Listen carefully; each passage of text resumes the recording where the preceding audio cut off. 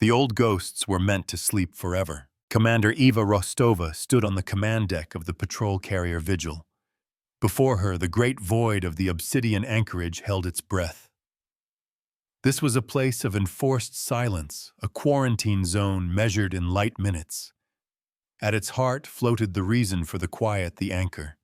It was a relic of humanity's dawn crusade, a miles-long spindle of dead metal and sleeping circuits. For centuries, it had drifted a monument to a forgotten war and a forgotten god. A faint sigil, a balanced scale etched in starlight, was just barely visible on its obsidian hull. The anchorage was Rostova's post, a quiet assignment for a commander with a loud history. Her duty was simple. She was to watch the anchor to record its slow decay and to keep the scavengers away. Today, however, the silence had been broken by a shimmer of displaced space-time. A fleet of unregistered vessels had torn their way into the system, their drives burning hot with illegal intent. They called themselves the Gilded Crows, and they saw the anchor not as a tomb, but as a treasure chest. First Officer Jian Li moved beside her, his face a mask of professional calm.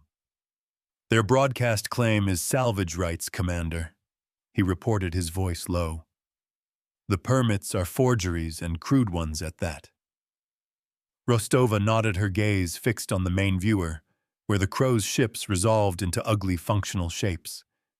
They were sharks circling a whale, their hulls scarred and bristling with industrial-grade cutting lasers and magnetic grapples. Her own force was a handful of patrol ships against their dozen. The math was not in their favor. The universe does not care for bad math. The fleet mind of the system. Magister spoke in her mind, a voice of pure, cool logic. The probability of their compliance is less than 1%. Their weapon signatures match known pirate cartels. Your mandate is to protect the relic, but my calculations suggest a direct engagement will result in the loss of 70% of our assets. Rostova felt the familiar tension, the pull between her duty and the cold, hard numbers of the AI. "We are not losing this system, Magister," she subvocalized. "Hold positions. I want a channel to their lead ship. Let's see if they can be reasoned with." The air on the Vigil's bridge was thick with the scent of recycled oxygen and faint ozone from the humming consoles. A comms officer swiped a hand across his screen. "Channel open, Commander. They're broadcasting on a wide beam, no encryption." It was an act of supreme arrogance. They did not fear her.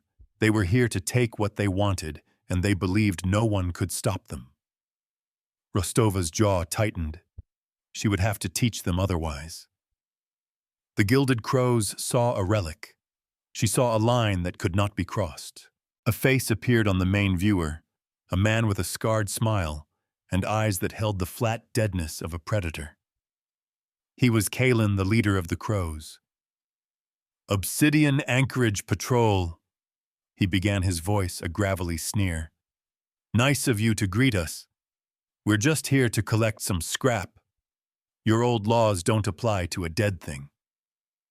Rostova met his gaze, her own expression unreadable. "This is a protected heritage site, Kalen. Your permits are fake. Power down your weapon systems and prepare to be boarded, or we will open fire. The law is only as strong as the will to enforce it." Kalen laughed, a harsh, grating sound that echoed on the bridge. "With what, Commander? Your little toys, we've seen your fleet. You're a picket fence trying to stop a tidal wave." He leaned closer to his camera, his smile widening. "We will be taking the anchor. You can watch or you can die."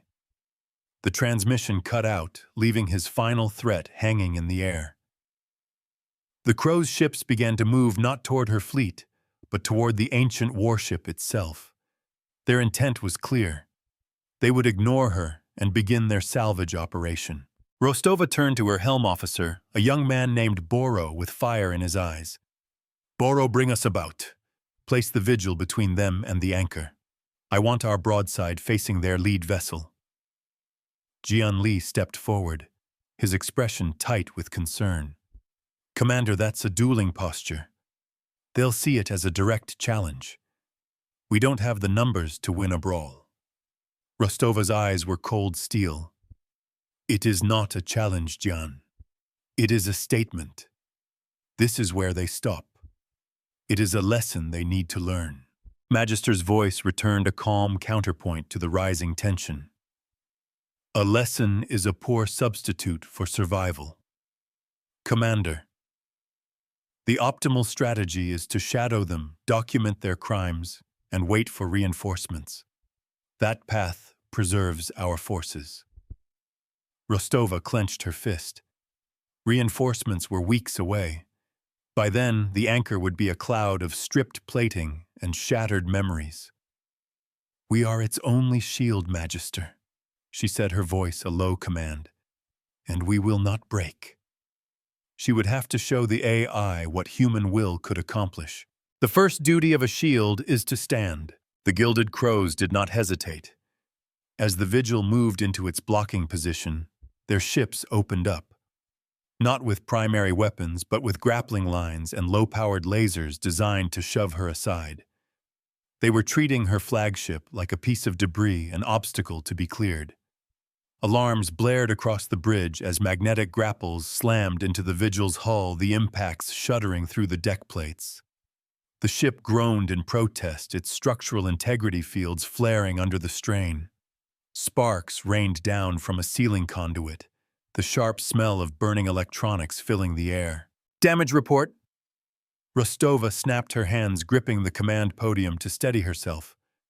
Structural integrity is holding at 92%, Jian Li called out. But they're pulling us off course. Their combined tractor forces are too strong for our station-keeping thrusters. The Crows were physically dragging her ship out of the way, a slow, brutal act of dominance. They were not trying to kill them yet. They were trying to humiliate them. They were making a point that might was the only law that mattered out here. Boro fought at the helm, his knuckles white. I can't break us free, Commander. They have too many lines on us. Rostova watched the main screen as the colossal form of the anchor grew closer to the pirate fleet. They were almost within range to begin their desecration. Desperation was a cold knot in her stomach. A direct firefight was suicide. But allowing them to touch the anchor felt like a deeper kind of failure. Her mind raced through a dozen failing strategies. She needed another option, a different kind of weapon. A memory can be the sharpest weapon of all. Her eyes fell on a secondary display, showing the anchor's energy readings. For centuries, they had been flatline. Now there was a flicker. A tiny, almost imperceptible surge of power deep within its core. It was reacting to the proximity of the Crows, to the violence being done in its presence. The sleeping giant was stirring. This was not just a ship. It was a tomb, a memorial. Some part of her, the part that had read the old legends, wondered if it was also something more. Magister cross-reference all historical data on the anchor's awakening protocols, Rostova commanded mentally. The AI's response was immediate. There are no protocols, Commander. The builders left no instructions. All records classify it as permanently inert. It is a monument, not a functional vessel. The energy signature is likely a cascade failure of its decaying power core. But Rostova didn't believe it. The signature was too stable, too controlled. It was a pulse, a heartbeat. It was a choice. Jen, she said, her voice cutting through the noise of the bridge. Get me the Canticle of the Scale. The unredacted version from the deep archives. Jian's eyes widened slightly. The Canticle was considered religious text, a piece of folklore, not a technical manual. Commander, that's a myth. Rostova's gaze was unyielding. They built it, Jian. Maybe they left the instructions in their prayers. This was a gambit born of last resort. She was betting the lives of her crew on a ghost story. A prayer is a calculation made with hope. While Jian retrieved the file, Rostova watched the Crows. They had successfully pulled the Vigil aside and were now closing on the anchor. Their lead ship, a repurposed heavy hauler called the Glutton's Maw, extended massive cutting arms tipped with thermal lances. The heat from those lances would be visible for millions of miles. They were about to carve into the hull to peel back the skin of the ancient saint ship and feast on the history within. The thought sent a chill down her spine. The violation felt personal. Jan returned a data slate in his hand. "I have it, Commander. It's mostly verse and parable." He sounded skeptical. "Find me anything about a key, a gate, or a request." Rostova ordered, her eyes scanning the cryptic text as it scrolled across the main viewer. It spoke of balance of judgment and of a reckoner that sleeps until the scales are wronged. It was poetry, not engineering. But woven into the verses were numbers, coordinates, and power frequencies. It was a map hidden in a song. The deck shuddered again, more violently this time. "They've started, Commander," Boro reported, his voice grim. On the screen, a brilliant point of light appeared on the anchor's hull as the Glutton's Maw began its cut. And in that same instant, the energy spike from the relic surged. It was no longer a flicker. It was a steady, rising hum that vibrated through the Vigil's own sensors. The ghost was waking up, and Rostova suddenly feared she had no idea what she was about to unleash. You do not wake a god without offering a sacrifice. On a small mining outpost nestled in the system's asteroid belt, a family watched the distant light show. A father held his young daughter, pointing a trembling finger at the new star that had just bloomed in the void. "What is it, Papa?" she asked, her small voice full of awe and fear. He pulled her close, the rough fabric of his jacket scratching her cheek. "That's the old ghost child," he whispered. "The pirates are trying to wake it up." The mother stood in the doorway of their dome, her face pale. "They say it judges all it sees," she said. "I hope it doesn't look this way." Back on the Vigil. Rostova had found it. A single line of text in the canticle buried deep in a stanza about injustice. The gate does not ask for a key, but for a question. It does not demand a password, but a precedent. It wasn't about forcing the door open. It was about presenting a case. The anchor was not a machine to be commanded. It was a court to be addressed. The hum from the relic intensified, a resonant frequency that seemed to vibrate in her very bones. The air grew heavy with the scent of ozone and something else, something ancient and metallic. "Magister, I have a new plan," she sent to the AI. "Project a narrow beam transmission to these coordinates on the anchor's hull. Use the frequency specified in the text. We are no longer trying to fight the crows. We are going to report them." The AI paused for a fraction of a second, an eternity for a being of its speed. "Commander, this course of action has no precedent in any military doctrine. It is illogical." Rostova smiled grimly. "That's why it's going to work. The crows are thinking about physics. I'm thinking about metaphysics. The most powerful logic is the one your enemy cannot comprehend. Boro, get us as close as you can to that transmission point," Rostova commanded. "Gian, prepare a data packet. Everything we have on the Gilded Crows, their crimes, their forged permits, our hails, their threats. We are going to give the anchor our testimony." The crew exchanged glances, a mixture of doubt and dawning hope. This was madness. It was a shot in the dark, a prayer hurled at a dead god. But it was better than dying in a pointless firefight.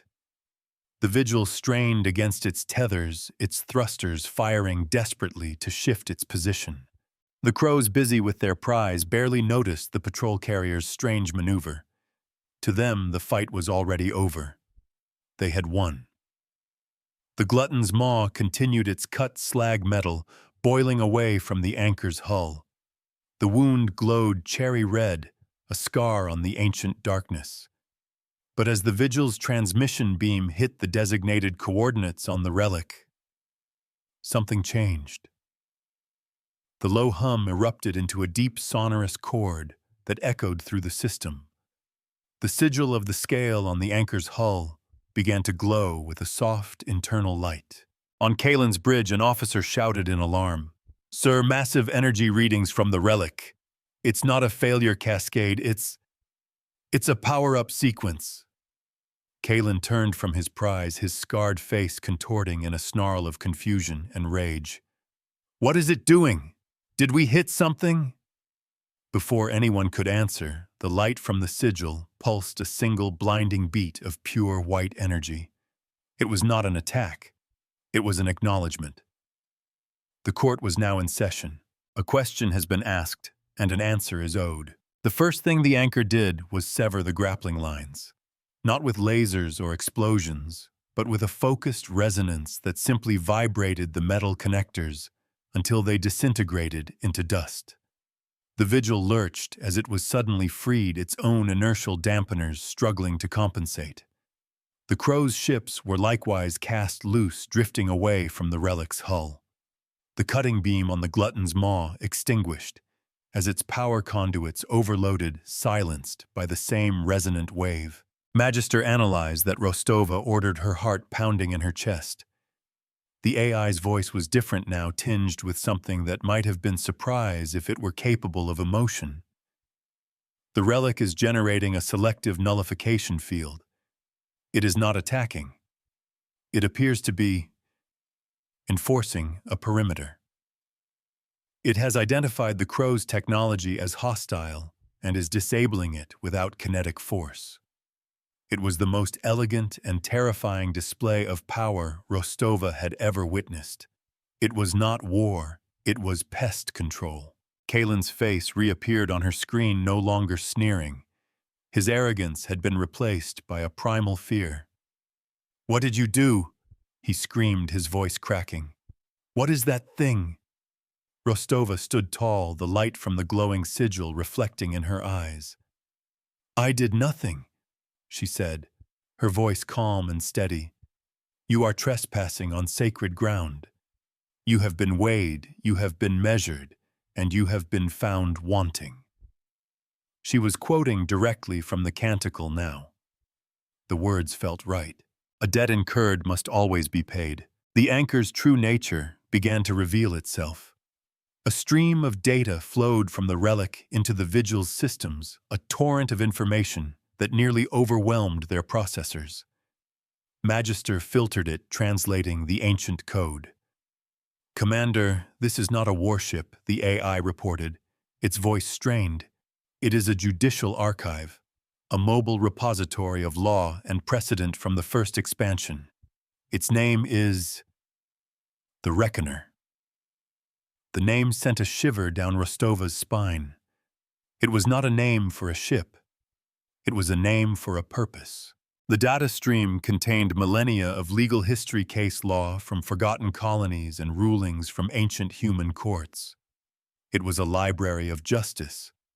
The lore stamp was clear in the vessel's primary codex. This ship, this saint ship, teaches by numbers and remembers by ledgers. It settles accounts with mathematical precision. It had never been a tool of conquest, but a tool of order. It never used collars or chains, only the pure, undeniable weight of the law. The glowing sigil on the Reckoner pulsed again, faster this time.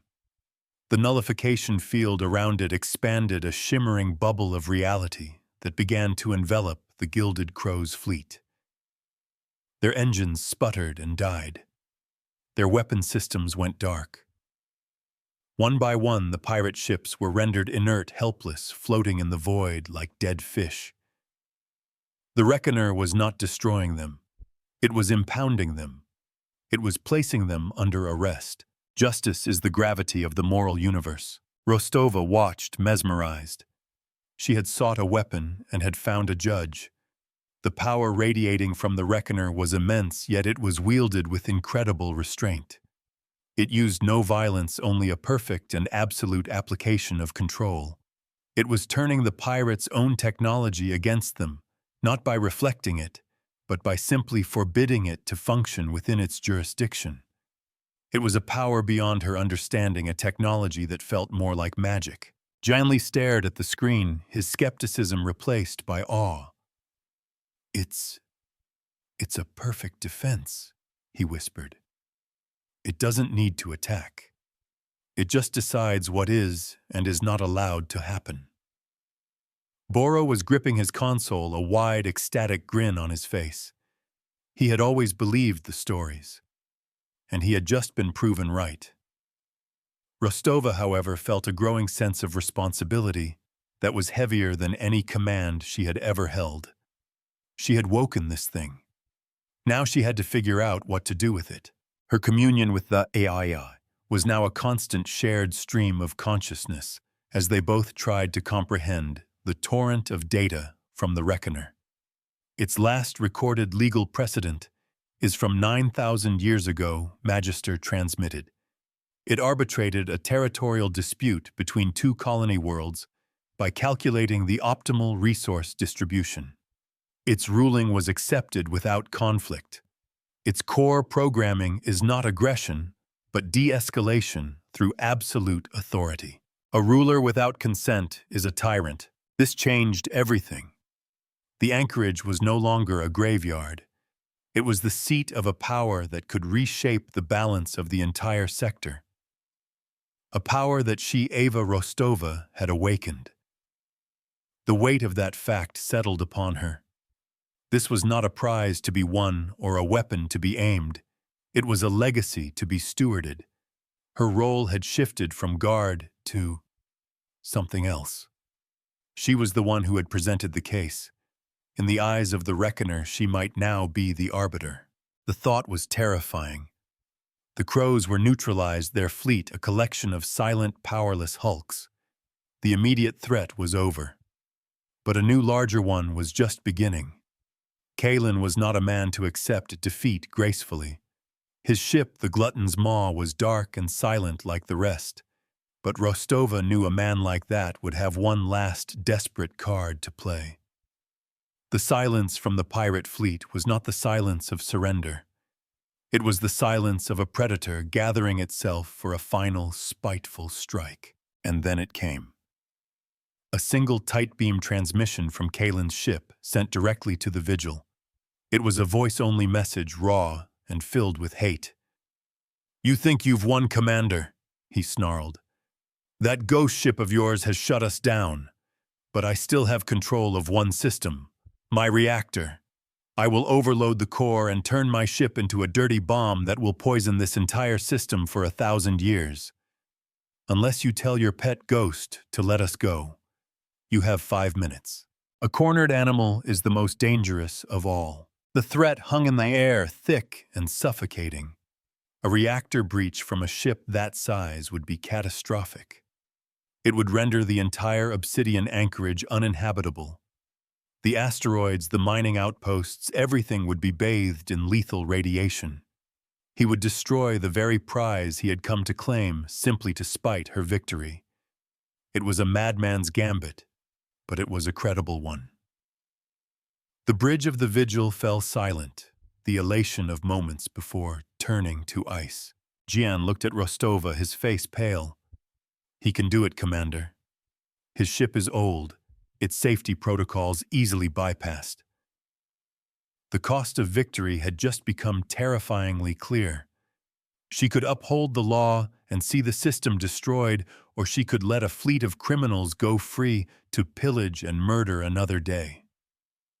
The perfect, elegant solution of the Reckoner had been met with the messy, brutal reality of human malice. She had presented a clear case of right and wrong, and the universe had responded with an impossible choice. "Magister, calculate the odds." She commanded, her voice tight. The AI's response was swift and bleak. "The probability that Kalen is bluffing is 12.7%. The probability of successfully disabling his reactor before he can initiate overload is less than 3%, given the Reckoner's non-lethal methodology. The logical course of action is to release him. The preservation of the system and its inhabitants outweighs the capture of this single criminal entity." The AI's calculus was clear sacrifice justice for the sake of survival. The ledger must always be balanced. Rostova looked at this main viewer, at the silent glowing form of the Reckoner, a being of pure law and order, and at the dark, ugly ship of a man who would burn the world down just to watch his enemy choke on the ashes. What was the right thing to do, the canticle said. The scales must be balanced. But how could you balance the life of a system against the freedom of a monster? This was a question for a judge for a god. And she was just a commander on a patrol ship. But she was the one who had woken the judge. The responsibility was hers. "Open a channel to Kalen," she said, her voice betraying none of the turmoil within her. Tell him we are considering his proposal." Every word felt like a betrayal of the trust she had just been given. A betrayal of the silent, powerful being she had called upon. Her arc of discovery was bending toward a terrible compromise. The first act of this new partnership would be to negotiate with terrorists. Kalen's snarling voice returned. "No negotiations, Commander. Just a yes or a no. My hand is on the switch. The clock is ticking." Rostova felt the eyes of her crew upon her. She felt the silent, patient presence of the Reckoner waiting for her input. It had presented her with a perfect victory, and now she had to tarnish it. The awakening was over. The stewardship had begun. And her first test was to choose what she was willing to lose. A choice once made cannot be uncounted. She looked at the tactical display, at the formation of the Crow's ships held perfectly in place by the Reckoner's field. They were prisoners in all but name. Kalen's threat was a poison pill, a final act of defiance. To yield was to fail. To refuse was to condemn the innocent civilians on the mining outposts, the very people she was sworn to protect. Her human morality was at war with the cold calculus of the AI, and both seemed insufficient to answer the pirate's brutal ultimatum. The hum of the Reckoner seemed to change its pitch to become inquisitive. It was not just a machine. It was aware. It had presented its solution, and now it was waiting for her to navigate the consequences. It had enforced the law, but it had left the sentencing to her. Was this its way of teaching, by presenting a problem with no clean answer, the silence stretched thick with unspoken prayers and calculated risks? The first officer, Jian, shifted his weight, a subtle sign of his rising anxiety. The deck plates beneath her feet felt cold, a stark sensory anchor in a moment of impossible decision. Magister Rostova projected her thoughts sharp and clear. "You stated that the Reckoner teaches by numbers. Does the data stream offer any precedent for blackmail or hostage negotiation?" The AI's search was instantaneous. One precedent found: a 9,000-year-old dispute. A faction threatened to shatter a moon and cause an extinction event if their demands were not met. Rostova held her breath. What was the Reckoner's ruling? The AI's reply was chilling in its simplicity. It did not rule on the demand. It ruled on the threat. A new calculation began to form in her mind. What did that mean? It didn't negotiate. It didn't yield. It ruled on the threat itself. It recontextualized the problem. Kalen thought he had created a hostage situation. But what if he had simply added another crime to his ledger? A crime so severe, it changed the entire equation. The Reckoner had disabled his fleet for illegal salvage. What was the penalty for threatening to destroy an entire star system? She was looking at the problem through human eyes, through the lens of immediate survival. The Reckoner saw it through the lens of cosmic law. The scale on its hull pulsed with a steady, patient light. It was waiting for her. Not for an answer, but for a charge. She was the plaintiff. She had brought the initial case. Now she needed to amend the complaint. "Jian," she said, a new resolve hardening her voice. Prepare another data packet. A new one. Detail Kalen's threat. Classify it as an act of systemic terrorism and attempted mass murder. Note the presence of civilian populations in the blast radius. A slow smile spread across her face. Let's ask the court for a new ruling. The law is a mirror reflecting the truth of the action. Jian's fingers flew across his console, his earlier doubt replaced by a sudden fierce understanding. He was not just a first officer anymore. He was an officer of the court. Boro watched the commander with open admiration. This was the leadership he had only read about in the histories. Magister, are you ready to transmit the new charge? She asked the AI. The Fleet Mind's reply was for the first time devoid of any probabilistic warnings. Ready, Commander? Transmitting the precedent now. As the data packet streamed across the void to the waiting Saint ship, the entire feel of the confrontation shifted. They were no longer negotiating a hostage crisis. They were escalating the legal proceedings. They were appealing to a higher authority. Kalen on his bridge could only watch as the vigil once again bathed the ancient relic in a beam of information. He likely thought it was a trick, a desperate scan for a weakness. He had no way of knowing he was being served with a new indictment. The response from the Reckoner was immediate and terrifying. The soft white glow of its sigil turned a deep, judgmental crimson. The nullification field around the Gilded Crow's fleet did not drop. It changed. It began to contract, pulling the pirate ships not just into a tighter formation, but directly toward the surface of the Reckoner itself. Magnetic fields far more powerful than the Crow's own grapples seized their hulls and began to drag them in like a spider pulling prey into its web. Final judgment requires the presence of the accused. The universe does not negotiate with an abyss. Kalen's voice, which had been a snarl of defiance, turned into a choked scream of terror. On the main viewer, the bridge of the Glutton's Maw was visible, its emergency lighting casting long, dancing shadows. Men were shouting, scrambling over consoles as their ship was pulled inexorably toward the ancient relic. They were no longer pirates or predators.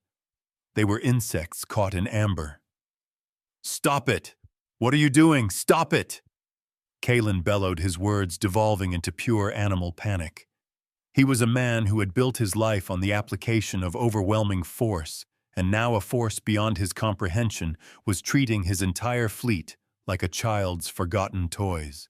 The vigil trembled in sympathy, its own inertial dampeners fighting the gravitational distortions.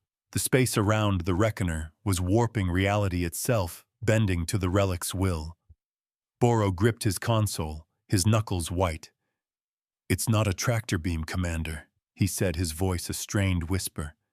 "There's no energy signature. It's just pulling them. It's rewriting physics for them." The crimson light from the sigil bathed their own bridge in a bloody twilight, a visual testament to the gravity of the new charge.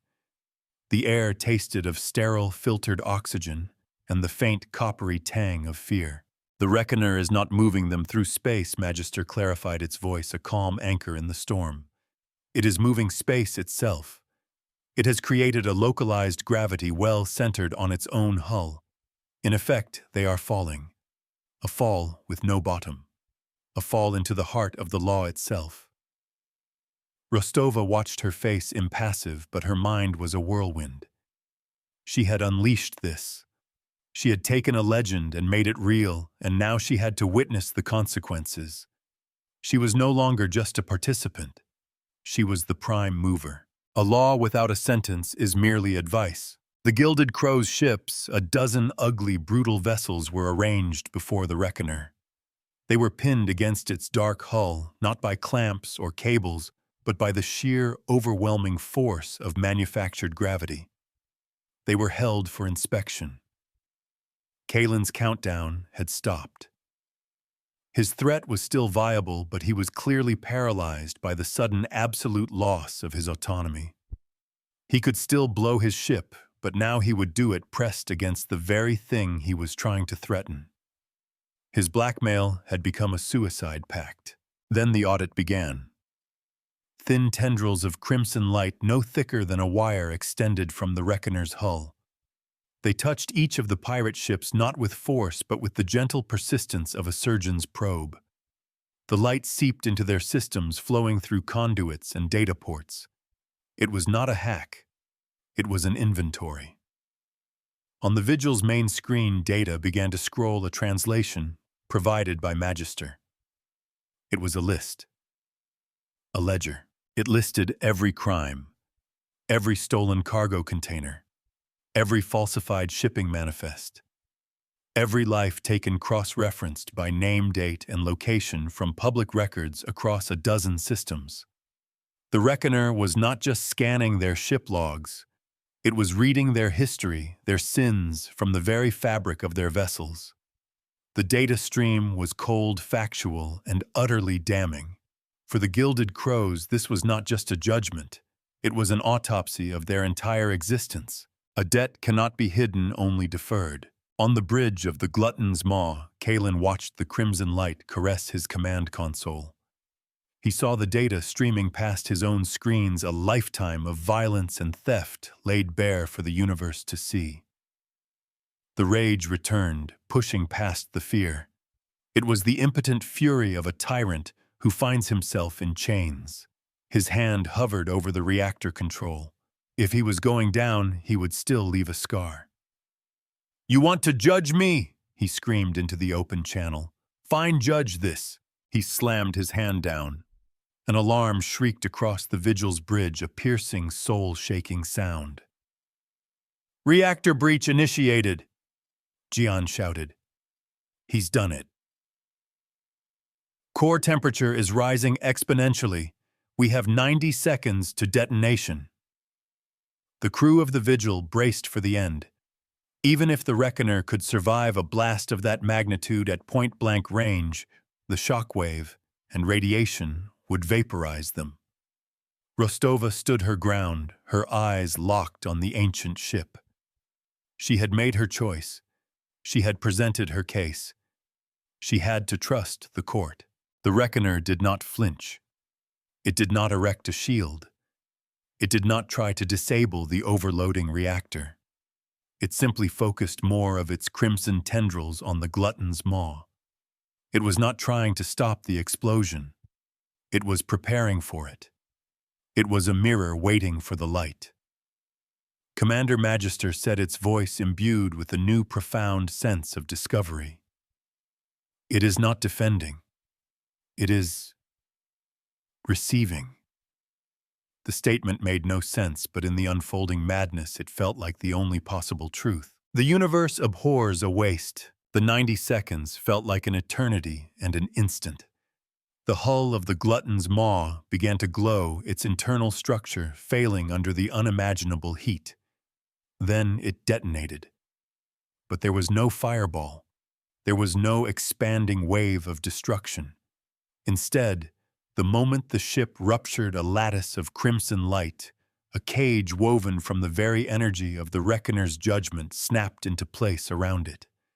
The entire force of the reactor breach, a miniature sun of raw, unrestrained fusion, was contained within this perfect, impossible cage. It was the single most beautiful and terrifying thing Rostova had ever seen. A star had been born and captured in the same moment. The energy of 1,000 suns, a force of pure chaos and destruction, was held in a silent, throbbing sphere of crimson light, no larger than the ship that had birthed it. Kalen's final spiteful act of defiance, his attempt to poison a system, had been turned into a monument to his own failure. He had not left a scar. He had provided a battery. Before the stunned crew of the Vigil could process what they had seen, the Reckoner acted again. A single thick beam of the contained energy lanced out from the crimson sphere. It did not strike another of the Crow's ships. It struck the wound they had carved into the Reckoner's own hull. The raw fusion energy, refined and focused, was used as a tool. The slag from the pirates' cutting lasers was vaporized, the edges of the cut cauterized, and the wound was sealed with a shimmering crystalline scar of solidified light. A debt paid in full leaves no trace. The Reckoner had taken the pirates' ultimate weapon, the very energy of their malice, and used it to heal itself. It was a perfect closed loop of justice. It was a statement more profound than any verdict. It had turned a sword into a plowshare, a bomb into a bandage. It was a form of power so absolute and so elegant that it defied all known principles of warfare and physics. The ledger had been balanced not just by punishing the guilty, but by converting their crime into an act of restoration. The sphere of contained energy, now slightly diminished, still pulsed with terrifying power. One of the other Crow ships, a smaller frigate, named the Carry-On, made a final desperate move. Its captain, seeing his leader's gambit fail, chose a different path. He fired his main kinetic cannons, hurling massive, depleted uranium slugs directly at the Reckoner's glowing sigil. It was a purely physical attack, a brute force assault against a metaphysical defense. A prayer to a different, more violent god. "Incoming projectiles!" Boro yelled. "Impact in 10 seconds!" Rostova did not hesitate. "Boro, get us in the way. Now." Jian's head snapped around. "Commander, our shields won't take a direct hit from those rounds." Rostova's eyes were fixed on the sigil she had sworn to protect. "We are its shield, Jian. We will not break." It was the same choice as before, but this time it was not born of desperation. It was born of duty. She was the steward of this court, and she would protect it. A promise is the first installment on a debt of honor. The Vigil maneuvered with surprising grace, its engines screaming as it threw itself into the path of the incoming slugs.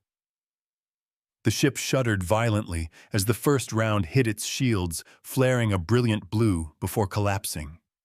The second round struck metal. The sound was a deafening shriek of tearing durasteel, and the entire bridge was thrown sideways. Rostova was slammed against the command podium, the impact stealing her breath. Red emergency lights bathed the deck, and the acrid smell of burning insulation filled the air. "Damage report," she gasped, pulling herself upright. Jian was already at his station, his face bleeding from a cut on his forehead. "Hull breach on decks 4 and 5. Shields are gone. We're venting atmosphere from the port cargo bay. But we are alive, Commander. We held." They had taken the blow. They had paid a physical price, a cost in blood and steel to protect the ancient judge. The Reckoner, in turn, did not seem to need the help, but it seemed to acknowledge the gesture. The crimson sphere of energy acted. Another beam shot out, this one smaller, faster. It did not target the Carrion's hull. It targeted its ammunition feeds. The ship's cannons glowed white-hot, then melted into slag. Its ability to commit violence was surgically, precisely removed. Then the sphere pulsed, and a wave of pure data washed over the remaining Gilded Crow's ships. It was their sentence. The purpose of law is not to punish, but to correct. On the civilian mining outpost, the family that had watched the ghost awaken now watched the crimson star. The father had his arms around his wife and daughter, all three of them silent before the spectacle. The new star pulsed, and then it began to paint pictures in the void. Constellations of data, visible even to the naked eye, bloomed around the silent ships of the Gilded Crows. They were schematics, work orders, and legal filings, all written in light. "What is it doing now, Papa?" the little girl asked. The father watched, a slow smile spreading across his face. "I think," he said, his voice thick with emotion, "I think it's giving them a new job." The sentence was not death. It was not imprisonment. It was restitution. The data stream that flowed into the Vigil's systems was a complete deconstruction and repurposing order for the entire pirate fleet. Their ships were to be disassembled, their raw materials used to build 3 new civilian hospitals in the sector. Their weapon systems were to be melted down into shielding for colonial transports. Their illicit profits, tracked and seized from a dozen hidden accounts, were to be redistributed as reparations to the families of their victims. The Reckoner was not just a judge, it was a creator. It did not destroy its enemies. It unmade them and remade them into something useful. The Gilded Crows would spend the rest of their lives crewing the automated factory ships that would carry out their own sentence, forced to watch as their legacy of terror was systematically converted into a legacy of hope. It was a judgment of breathtaking scope and imagination. It was a sentence that didn't just balance the scales, it rebuilt them stronger than before. A reckoning is a beginning, not an end. With the sentence rendered, the crimson light of the sigil faded back to a soft, neutral white. The sphere of contained energy from Kalen's reactor vanished, its purpose served. The localized gravity well dissipated, leaving the now docile fleet of the Gilded Crows floating silently, their systems locked, and their new orders already uploaded into their navigation computers. The battle, if it could even be called that, was over. The obsidian anchorage was quiet once more, but it was a different kind of quiet. It was the silence of a courtroom after a verdict has been read. Rostova took a deep breath, the air still hazy with smoke. Her ship was wounded, its port side a ruin of twisted metal. Her crew was battered but alive. They had faced down a pirate fleet and a demigod of law, and they had survived. They had done more than survive. They had participated. "Jian," she said, her voice steady despite the pain in her ribs. "Get a priority message to Sector Command. Tell them the obsidian anchorage is now under new management." Weeks later, the reinforcements arrived. A full battle group led by an aging admiral with a face like carved granite warped into the system, expecting to find a debris field. Instead, they found the Vigil, its wounds patched with temporary plating, standing guard over a fleet of pirate ships that were methodically disassembling each other under the watchful gaze of a silent ancient construct. The admiral boarded the Vigil, his expression a mixture of confusion and disbelief. He found Rostova on her bridge overseeing the process. A precedent once set becomes a foundation.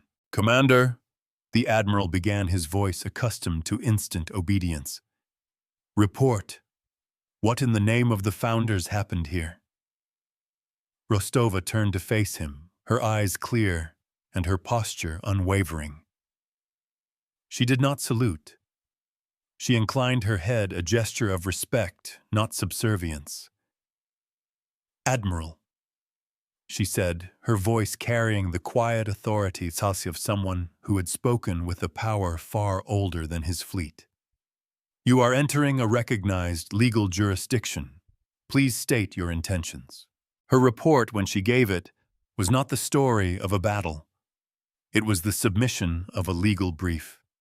She detailed the crimes of the Gilded Crows, her appeal to the Reckoner, and the verdict that was now being carried out. She presented the admiral not with a war story, but with a new body of law. The Reckoner was not a weapon to be claimed by the fleet. It was a sovereign power, a court of ultimate appeal, and she, Eva Rostova, was its first point of contact. Her duty was no longer to the fleet, but to the law that the fleet was meant to serve. The admiral was speechless. Everything in his training, every tactical doctrine he had ever learned was useless here. He could not fight the Reckoner. He could not command it. He could only petition it.